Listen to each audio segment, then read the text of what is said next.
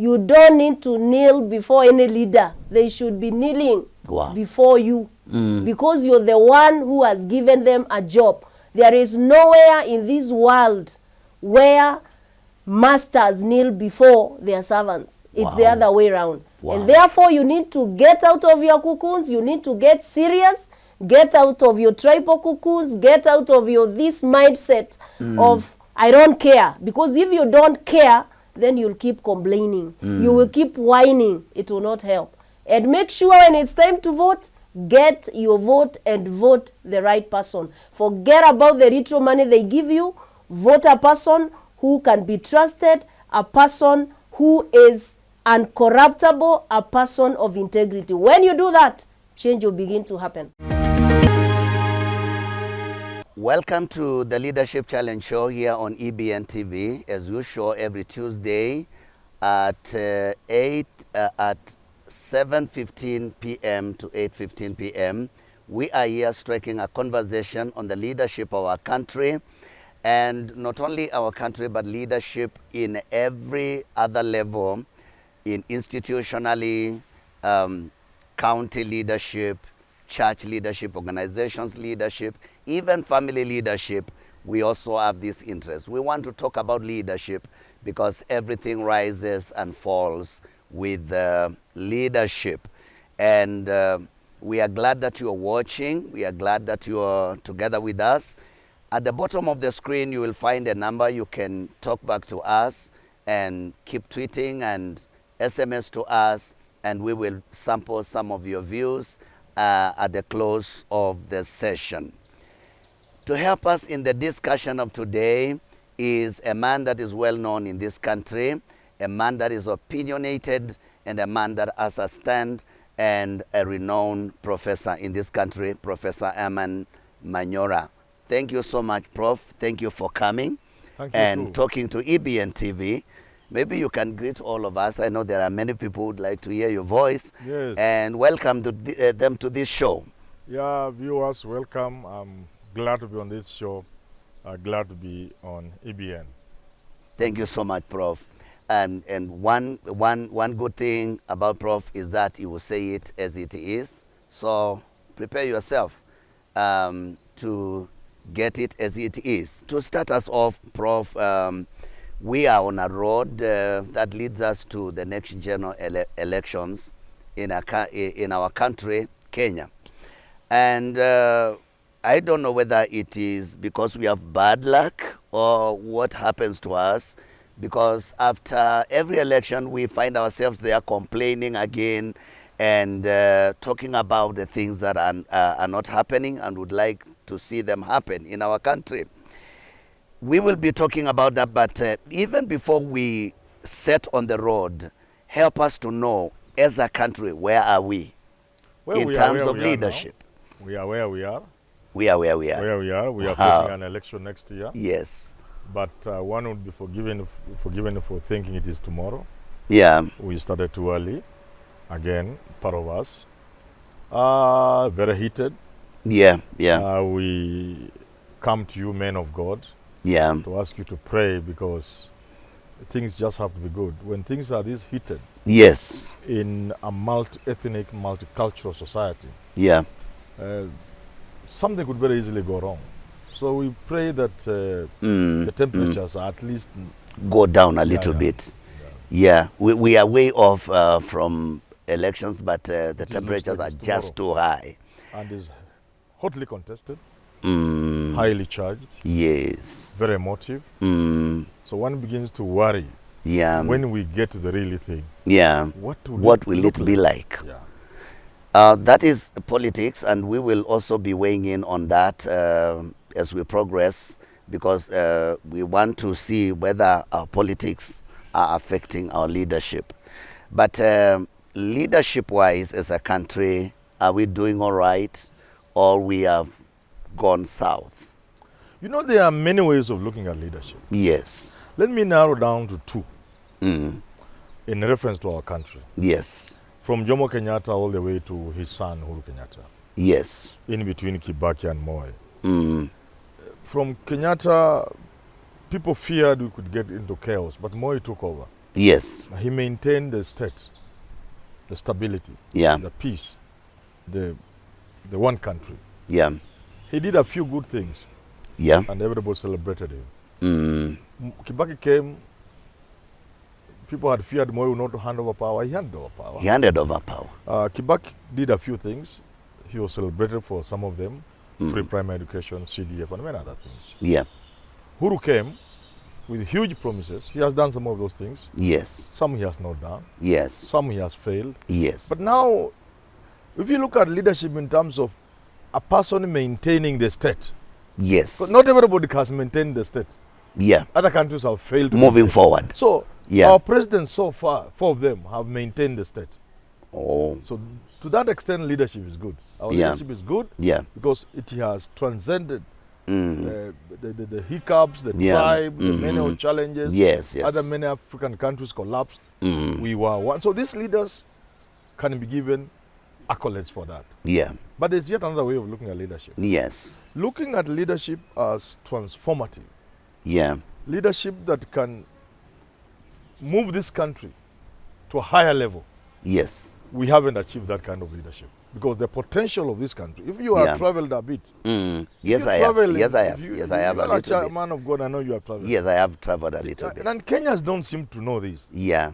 There are countries which we hear of, and they are good countries. Yes. To get a malaria test, just for malaria test. Yes. You will have to get it the equivalent of Nyeri. What am I talking about? A regional headquarters. Yes. If your car broke up. Yeah. In Machakos of that country. Yes. Or in Kakamega of that country. Yeah. You'll have to wait for a week to get a mechanic from Nairobi. I don't know. That's true. No, those countries are there, and we don't have to mention any. But they are there. Yes. Really, yes. Even to fix electricity in your house, if you have it, if you are lucky to have it, in the rural areas, it's just a nightmare. Yeah. But Kenya is. We are not far from New York. We are not far from London. Yes, we are Europe. Yes, yes, Prof. Yeah. So if you had the leadership I'm talking about, it could remove all this poverty you are seeing, all this misery and poverty and want and unemployment. That kind of leadership we have not achieved. Yeah. Yes. And leadership directly affects the leadership of a country. Yes. And we could be better than many of the countries around us. But are we where we are supposed to be? Certainly not. That's what I'm saying we are not. We are far. Yes. The potential of this country. I keep, when I'm recording my videos with my young men, I tell them, if I am the president. Yes. So they say President Manyora. 5 years, let me tell you, you would not know this is Kenya. If you had gone visiting as a preacher to Australia and came back after 5 years of my presidency, you would not believe. Because this country has great potential. Great. Wow. We need just a leap. Countries, in the recent past, we have the BRICS. Yes. Where you put Brazil, Russia, India and those. This blip, South Africa is part of it now. Yeah. What did they have that we don't have? What did Singapore and South Korea have? Yes. In the 60s that we don't have today. And we started off with them. They were soft than we are today. In other words, there are some countries, if they want to make a leap, the challenge will be enormous. Yeah. Where would you start? Yes. Look at some of these African countries. You want to take them where we want Kenya to be. Yes. Where will you start? It will take you 20 years to get to where Kenya is so that you can now leap. But Kenya is already on takeoff. It's just a question of a good pilot and the thing is in the sky. Oh, wow. Well, I think that is very good balanced way of analyzing it. I don't want us to go and talk about the elections. I still want us to stay a little bit here behind because because we are going to elect. We don't want to repeat the same mistakes, and we have to talk now before we get there.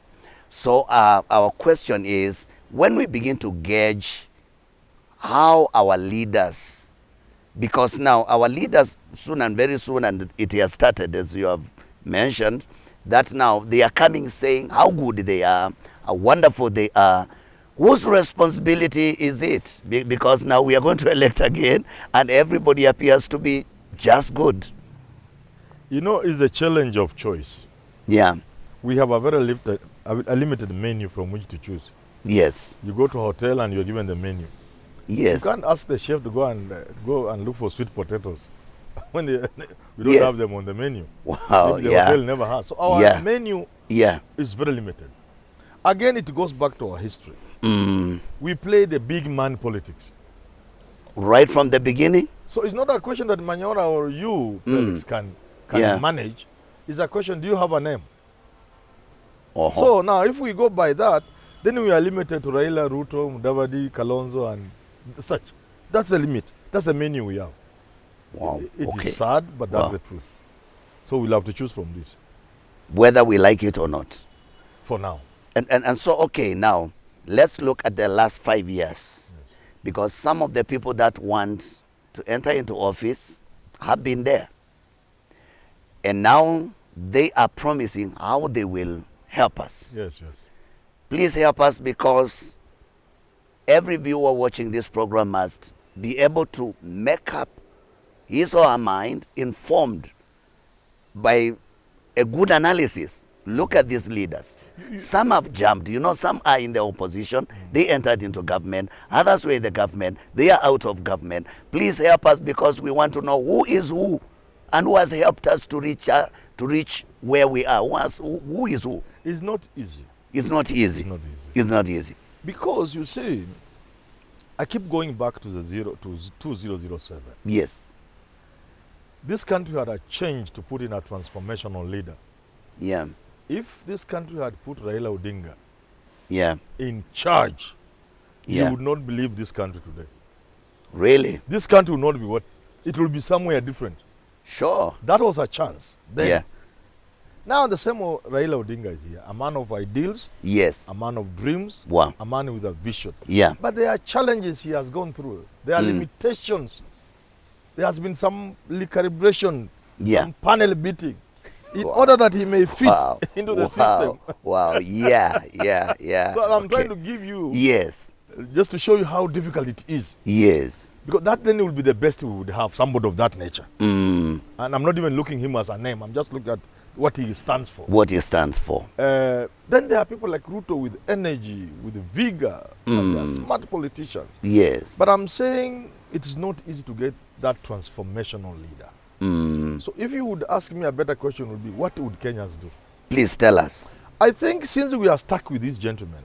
Yes. For now, there doesn't seem to be a woman, eh? Yes. Gentleman. Yeah. I mean, barring for a miracle, we'll choose between Raila and Ruto. Yes. I would think our best bet is in vigilance. Vigilance. Okay. Whether it's Raila who takes over or Ruto. Yes. If you go back to bed and sleep, that you now have a good president, you'll be wasting your time. Yes. Continuous vigilance. We would ask media like you to be more vigilant. Yes. To play a more active role. Yeah. We would want to see more of Kiom Tatas. Yes. You know, a strong civil society. Yeah. You know, civil society in this country went to sleep. Yeah, and also the church. Including the church. Yes. Because this was a tribal agenda. I say without hiding. Yes. It was tribalism that was really focusing on Moi, touching Moi. Yes. The moment Moi left, like Michuki said, there's nothing we were saying. We were only after Moi leaving. Now we have power, forget about everything.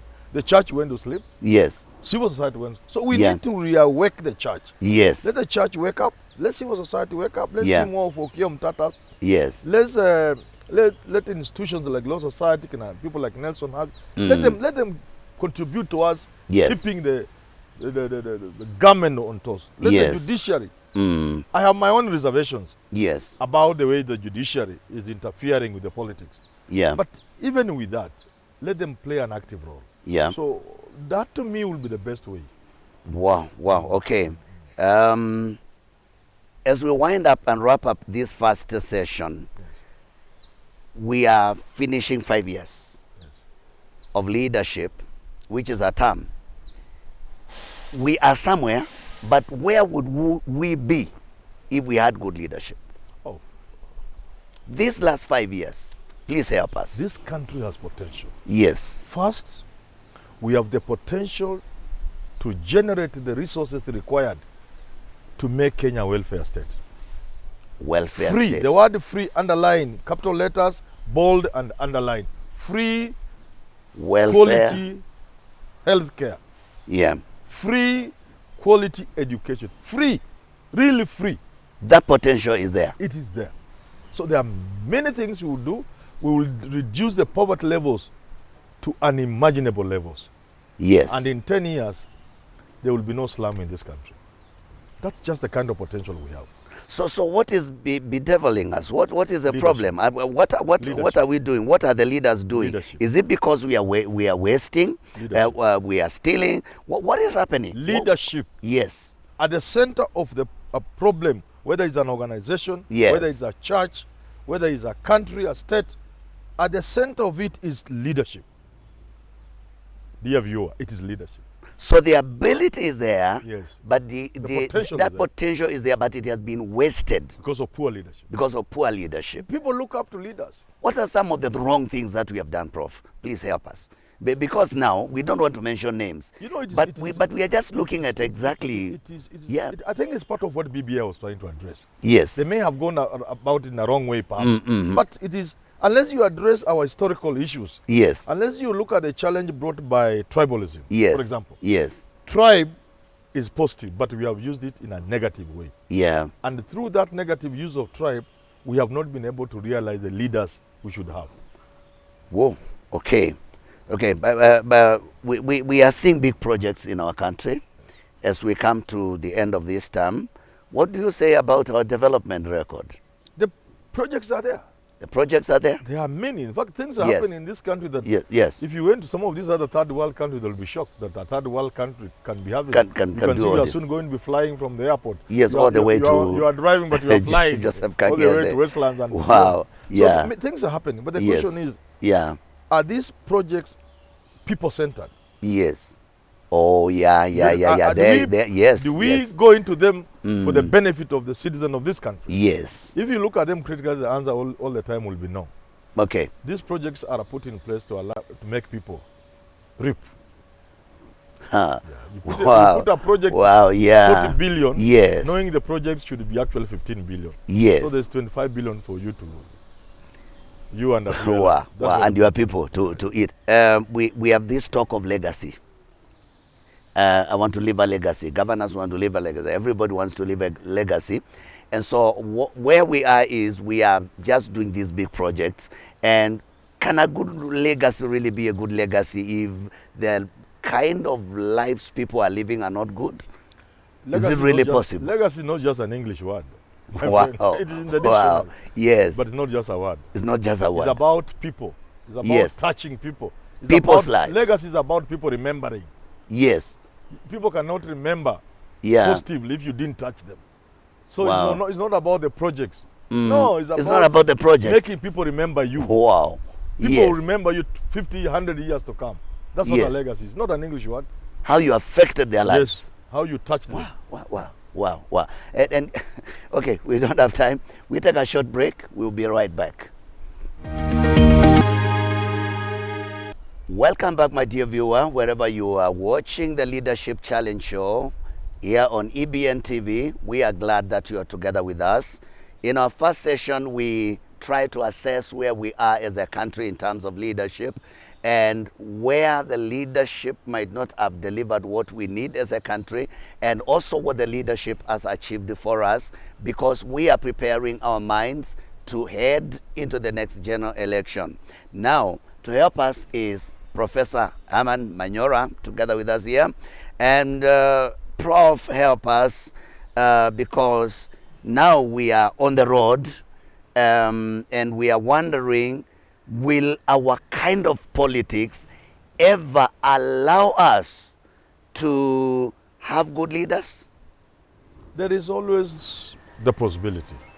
And we must always remain hopeful and optimistic. Okay. Because you see, unlike other people, there's some little friction. Yes. But we are not a country at war with each other. We are not at war. Okay. Wow. So that's good. Because of this peace, yes.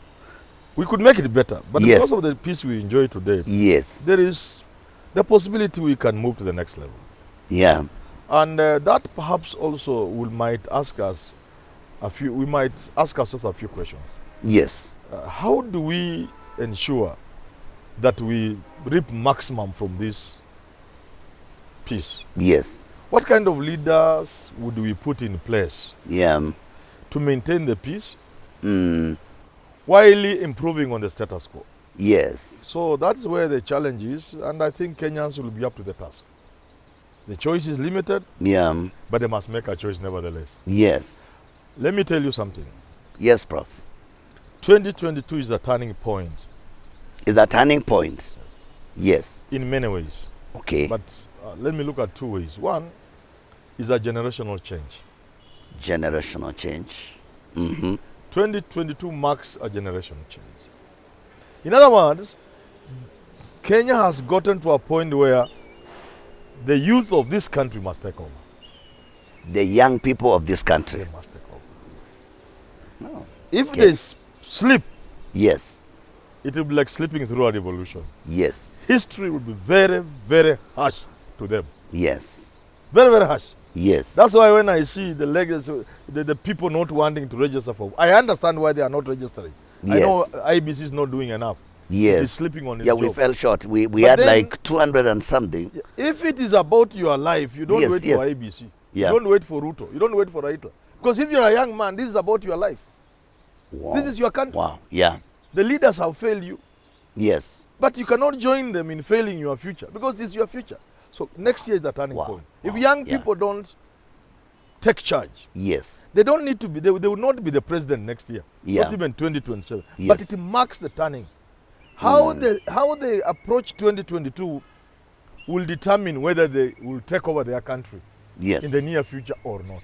Yeah. If they fail next year, they will live with this old generation for another generation. Yes. You can imagine a generation succeeding itself. Yeah. That's why there is need to look at 2022 more as a transitional moment. Than a moment of that change. So the generational change is a matter of preparing for it. So young people must wake up now.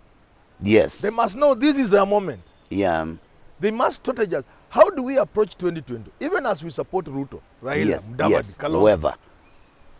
In which formation are we having a chance to take over? Because they must take over. Yes. They have only 10 years. 2022, 2032. If they don't take over, this generation will succeed itself. Oh, so if the generation succeeds itself, these guys will have to wait for another generation. Which means the people who should be running this country will be preparing to run when they are 80 years, 70 years. Because now these wazes who are with Kenaraina, yes. All these are wazes. Yes. You are not a mzee because your age is, say, 60 or 70 or 80. Yes. You are mzee because Kalonzo has been around from 1985. Yes. Ruto has been around from 1992. Yes. They are the same age.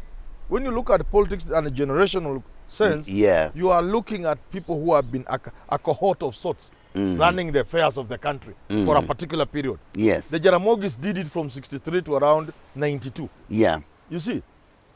Yeah. You get it? Yes, I get it. That generation more or less succeeded itself.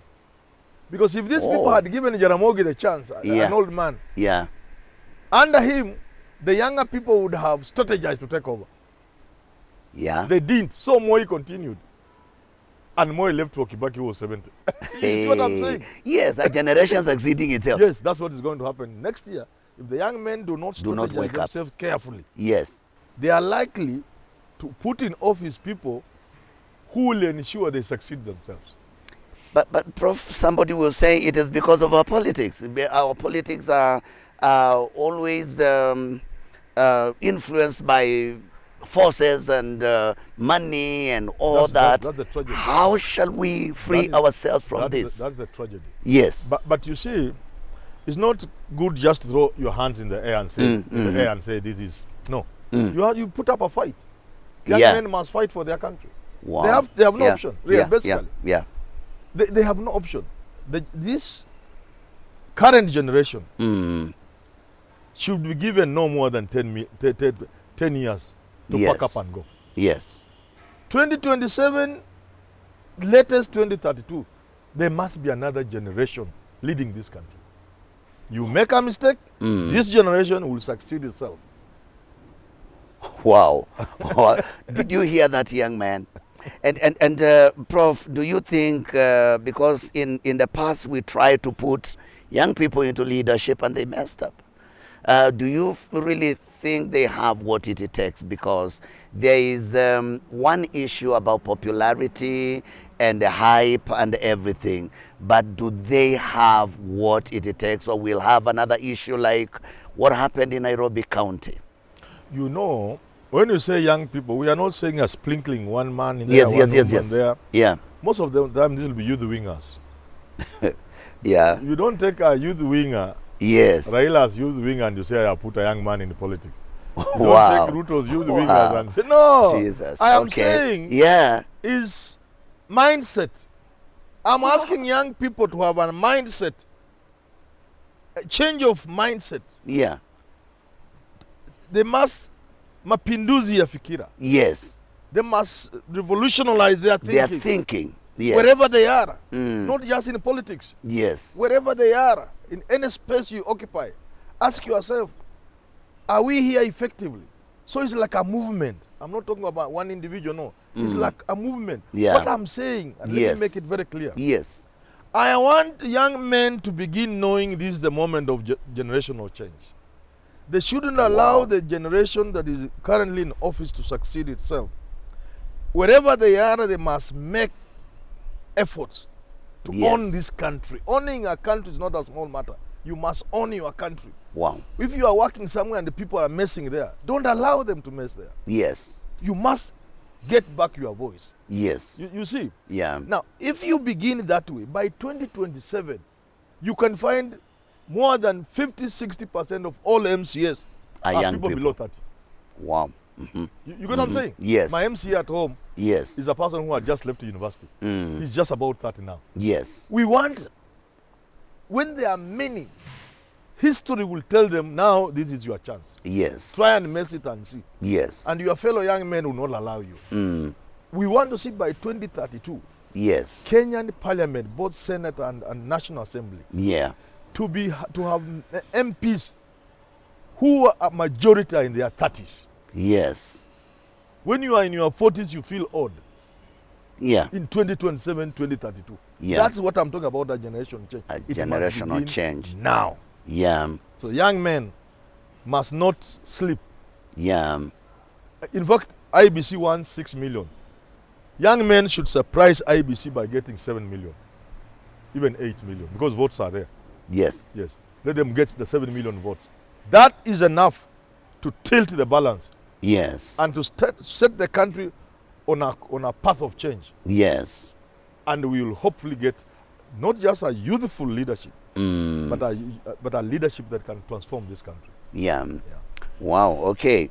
And now we address the voter, the electorate, because if we are going to have this generational change, then we must vote for quite a different reason other than the one we have been voting for, because many have been voting because of handout, tribalism, and things like that. And that is something, Prof, I really will want you to address in this one, because the voter, if we are going to put these people, young people, potential people, people that can bring change, then our pattern and our reason for voting must also be different. This is where media comes in. Yes. Anytime I'm on especially vernacular radio stations, I address my people directly. Yes. And I tell them, for far too long, you have given yourself bad leaders. For far too long. For far too long. And you give yourself leaders either by voting because you have been given 50 or 100 shillings. Yes. Or by failing to vote just because nobody has given you something. Yes. You go to a polling station, and I've seen this. My cousin was standing for MCA, so I was driving him around. Yeah. And a few minutes to close of the polling station, around 5. I think it used to be 5 or something. People were showing me, look, we have not voted. Yes. Nobody has given us something. Yes. They are milling around the polling station. Yeah. And the exercise is about to close. They have not voted because nobody has. And they are just around there. In a sense, they are saying, give us something and we dash in and vote for you. Oh. I tell our people, let's stop that. Wow. And the people who lead in that are young people. Yeah. So I'm asking the church. Yeah. And I'm asking media and civil society to tell people, especially young people, owning your country is not a simple matter. Yes. It requires some determination. And we must begin by saying, we may not have a lot of say over certain things, over, for example, the tribal nature of our politics. Yes. But surely, we can do what I saw in Ghana. Yeah. Some clip from Ghana was showing a politician has driven somewhere with rice. He was putting the rice down. People put the rice back on the pickup, told him, go away, we want jobs, we want development. We don't want rice. Rice, go away with it. Wow. That's what we want to see. Wow, yes. We want to see young men yes. arresting a politician who is giving money. Don't beat him. Yes. Do citizen arrest. Take yes. that money, all of it from him. Take him to the police station. Wow. Yes. Ensure the police yes. march him yes. all the way to the IBC yes. offices yes. and let him be disqualified. Wow. That way they will get their country. Yes. Getting your country back from rogue politicians has never been a picnic anywhere yes. in history. People get back their country through determination and effort. You love your country, you are determined, you can see a certain class of people are messing your country. Yes. You say, no, we are lucky we are not doing it through the bullet. Yes. Others did it through the bullet. We are yes. lucky. Yes. We are a civil, modern society. Yes. We have the vote. We evict these people, send yes. them into retirement. Yeah. And we talk about our country. Prof, you have said it clearly that this is a generational change moment. Yes. And it's time to revolutionize. Yes. And use the vote. Use the vote. And I want you to look at that camera before we wrap up this session and talk about that, because it's the moment and the tool of revolution. This is a moment, yes. Kenyans, especially young people. This is a moment of change. We are talking about a generational change. Yeah. We are talking about the power you have through your ID to yes. get your vote. The 6-7 million votes outside there can make a difference. In fact, you can put somebody in State House who everybody will be surprised that he was able to be voted in. Yes. So this is your country. Begin the journey towards reclaiming your country if you are a young person. Begin that safari. The journey to reclaim your country as a young person is now. Yes. Begin by registering, vote, and I'm sure in the next 2 or so elections, yes, the leadership of this country will be youthful. Yes. And the country will be on the path of success and development. And the weapon of revolution? Your vote. Your vote. Wow. We end it there. Don't go very far. We will be right back. If, for example, you want to harvest mushroom, what do you do? You keep them in the dark and you feed them with manure. Oh, if you want what? If you want mushrooms. Mushrooms. What you do, you keep them in the dark and you feed them with manure. Did you hear that? Did you really hear that? Pastor David, please press on. So why I'm saying that is because this issue of transaction is where people are kept in the dark. Oh. They are actually not singing their own song. They are not speaking their own mind. They are actually singing and speaking another person's mind. Why? It is because they have been darkened. Even the Bible talks about it. The Bible talks about it in the book of Romans. Yes. Darkening. And this is where people don't have the mind of their own.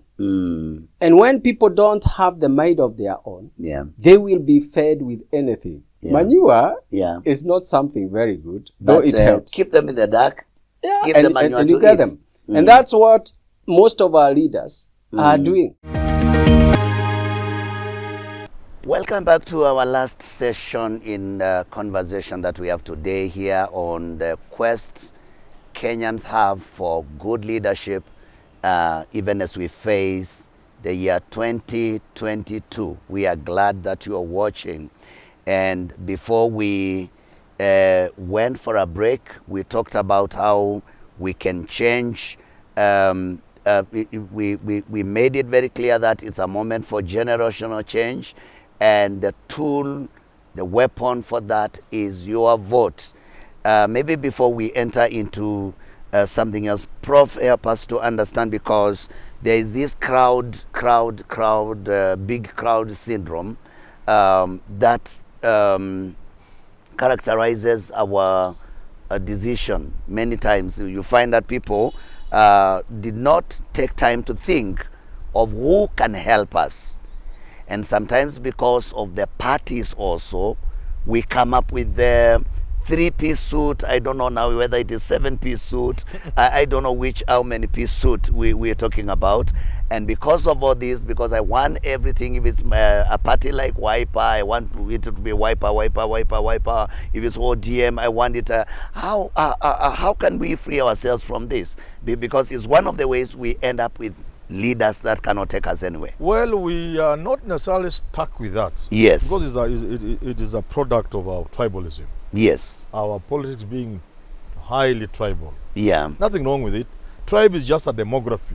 Yes. That we use in this country. Others have their own demographies. Yeah. The white vote versus the black vote. Yes, of course. Yeah. Educated vote versus uneducated vote. Yes. We are stuck with ours. There's nothing wrong with that. Okay. So long as we don't militarize it. Yes. As to how we can get out of that, first, maybe you need to pray. We may need to pray as church. Yes, we need prayers. Secondly, we need a lot of civic education. Doesn't seem to be working. Yeah. At least not in the way it is given in this country. Let me ask you, who is responsible for civil education? You know, they are the government.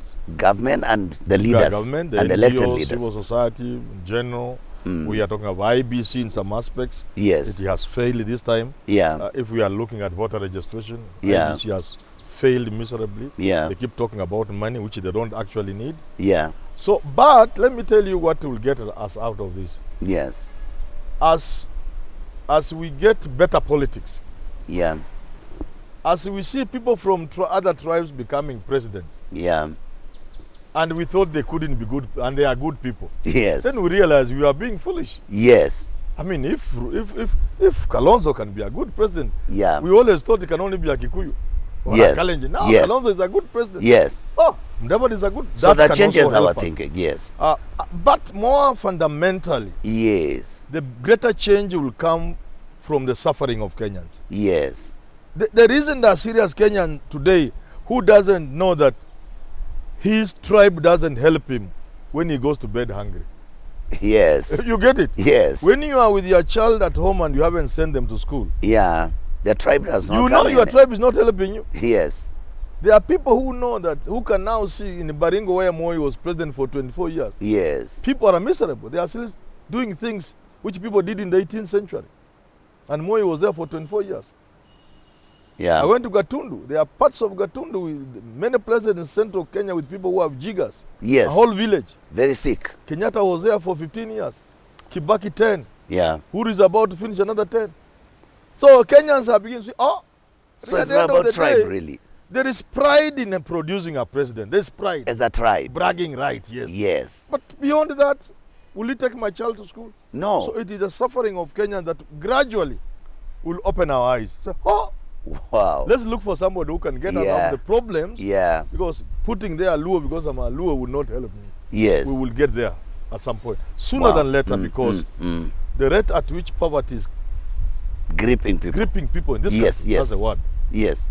The grip poverty has over us in this country. People are suffering. The rate at which people are losing loved ones because you can't afford medication. You can't afford to take somebody to, they die when you are seeing in the house. Yes. Over treatable diseases.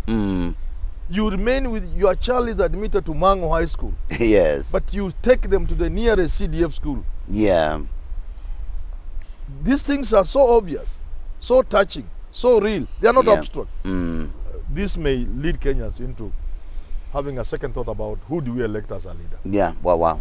Yeah, very profound. Very profound truth. And as you continue watching this program, I believe it is helping you. Let's get a little bit deeper in preparing the nation and the people of Kenya for elections. And one of the problems that we have right now is the voter apathy. People don't want to participate in anything that concerns elections. And there are things, and I'm asking this because I'm a pastor, but I live in this country. I also have my own life, yeah, and I live in this country. I hear of things that are are making people like to give up. I keep on hearing this statement that hii uchaguzi imeshaisha. Imeshamalizika. It's gone. Why? Because they hear of something called system. That will determine, they hear deep state. They hear all these things. Please, Prof, help us, because we are preparing for elections, and if it is done, then somebody is being persuaded to stay away. I have had several people say, I'm not going to vote. You know, it is Stalin who said, it's not the people who vote that matter. Yes. The people who count. Who count, yes. Yes, Prof. Yeah, it is true. And it's something that happens across the world. Yeah. Deep state and system are global. Yeah.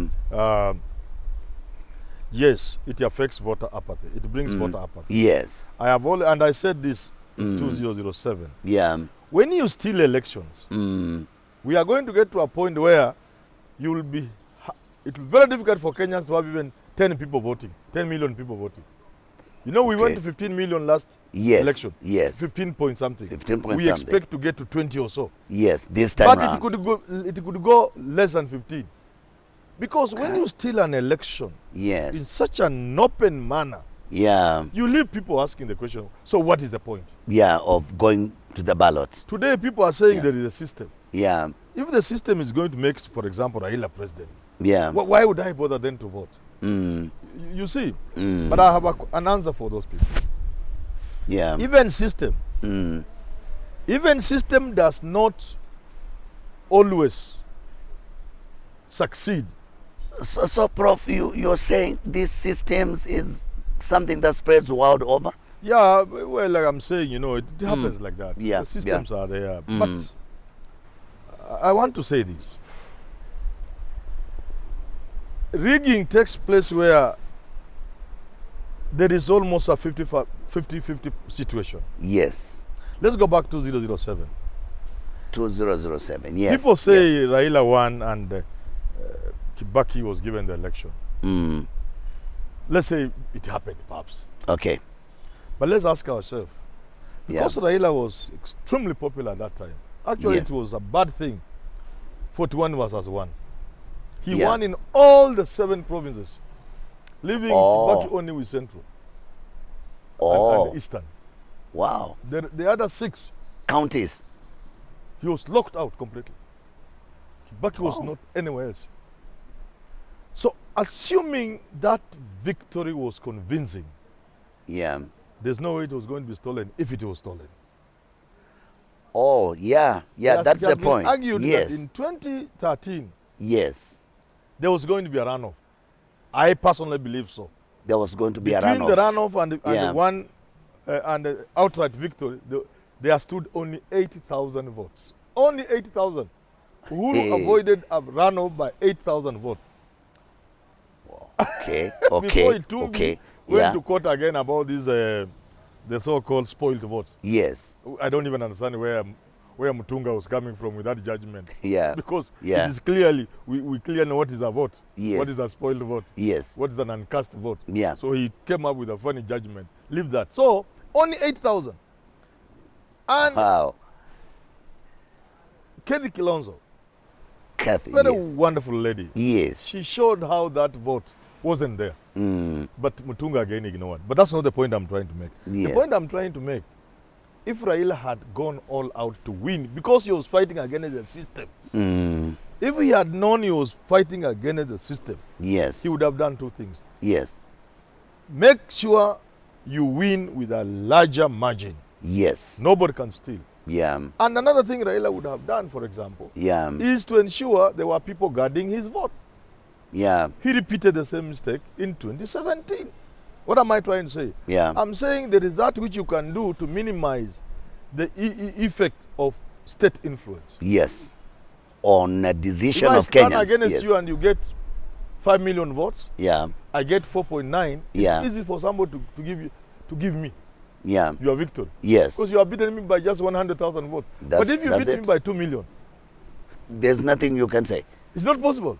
So, yes, we shouldn't give up because of this deep state. If we believe we want to make so-and-so president, and deep state can interfere with our decision, we turn out in such a large numbers Yes. We make it impossible for the deep state to do anything. Oh, did you hear that? Because I believe you need to get it right.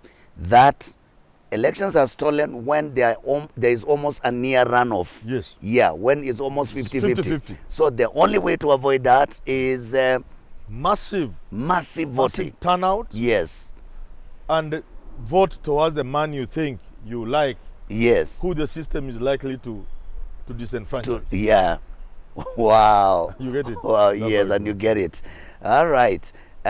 So now, as we approach 2022, and there are leaders in office right now, and some of them are not likely to come back. I will want you to weigh in on the issue of transition, because I believe Kenya as a nation and Kenyans as a people, they have suffered losses, sometimes looting, sometimes stashing away of money simply because somebody knows I have been in office, I'm leaving office, and you can address it, and at the same time you're talking to the people in leadership, but also at the same time preparing generally the people every time when it comes to hand over power. How should we handle it? If you are a leader aspiring for national leadership, yes, you must first know that if you win, you want to preside over people. Yes. There must be a country. Yes. So whatever you do, you must do it in a way that we shall have a country after the election. Oh, yeah. You get it? Yeah, yeah. Whatever you do, yes, campaign in a manner that there will be a country. There will be a country for you to preside over if you win. Oh, yeah, yeah, yeah. Wow. Likewise, wow. If yes. you lose, you know there is tomorrow. Yes. And so it's you not lose a today, or die. If you lost in 2017, yes, yes. Why can't there be a country for you to campaign, to lead in 2022? Yes. If you are going to lose in 2022, campaign in such a manner that somebody else could take over, but you'll still be there, the country will still be there, and you can come back in 2027. And campaign again. You or the movement you lead. It doesn't just have to be you. You must be standing for something. Yes. Those who stand for something like you is a movement or a political party. Yeah. Let there be a country for you or your group or your party or your movement to aspire to take over after the person who beats you. Yes, yes. So if we approach politics like that, it's a very simple thing. Yeah. But in order for that to come, I've asked Raila Odinga, William Ruto, and Uhuru Kenyatta to sit down. To sit down. Just sit down. The three of them. Sit down and agree on the basics of the election. Yes. If Raila sat down with Ruto and Uhuru Kenyatta, yes, others may be there also. Yes. This election can be as peaceful as a church election. They'll just agree on the basics. Then they'll bring ABC. Yes. Not ABC. Now we have now agreed. Yes. Put on the table how you are going to run this election. Yeah. Okay, but here no. Here no. This, let's change here. Yeah. We are saying the three of us we are here. It can be very peaceful. But IBC is doing things. The participants, the contestants have no idea of what IBC is doing. You know, they have no idea. Yes. Even procurement. Yeah. They have no idea. Yeah. Because they are fighting among themselves. Yes. They are forgetting they don't know what the referee is doing. Yeah. So when you talk about system tomorrow, you are just a fool because you should have known. Yeah. Let us put down our differences for the time being. For the sake of the country. The game, how it will be played, the ground rules and all that. Yes. Then talk to the referee in a manner that we are sure the election will be free and fair. Yes. You get what I'm saying? Yes, yes. That way, when you lose, you know you have lost in a fair way. There should be no dispute. Yeah. Wow. Yes. Wow. Thank you so much. And Prof, should it really be this angry? I see people are very angry. And we are charging people emotionally. Should it really be about this, or it should just be simple competition? It should be straightforward competition. What is the anger for? What is the anger for? What is the anger for? And this is why I'm saying media, civil society, church. Yes. You must help people understand this is just an election. Yeah. Choosing between Raila and Ruto is just these people are friends. Yes. You don't know that? They are. These people are friends. They have shares in the same companies. Yes. Moi and Kibaki and all, they used to have shares in the same companies. Yes. Yeah, you go to the register of companies. You'll be shocked. They belong to a club. Yes. They are members of the same club. Yes. They must put off a show as if they are competing and fight so that they get votes. But basically, they are the same. Yes. That explains why today, if Ruto won elections, do you think he will do anything to Raila? No, I don't think so. I don't think so. You'll see him giving something. Yeah. If Raila becomes president, yes, we'll see Anambia Ruto come here, kijana kaa hapa. Yes. Dude, they are the same people. It is us who fight over people who are basically the same and friends. But because they want the votes, they can't tell us that. Yeah. They want us to be worked up. Yes. If they charge us, then they'll be voted for. But inside, they know they are the same people. And you having to fight with me over somebody who most likely will be sharing a cup of tea in the evening at the Serena. Yes. You and I are foolish. You get it? And this is the message I keep saying. Media, church, civil society, the rest of us who have a voice, public intellectuals like me, we must pass this message across to our citizens that this is your country. The leaders are your brothers and sisters, your fathers and mothers. They are the same people. Yes. You are just choosing from among your children. Yes. Or from among your brothers. Yes. You getting? Choosing between Kalonzo and Mudavadi, just choosing from people from the same stable. Same family, same home. Why would you fight over that? Anybody who takes is still a Kenyan. Is still a Kenyan. Yeah. Nothing has been lost. Nothing will change. Yes. Have you seen one of them arresting the other? Putting them in jail? No. Wow.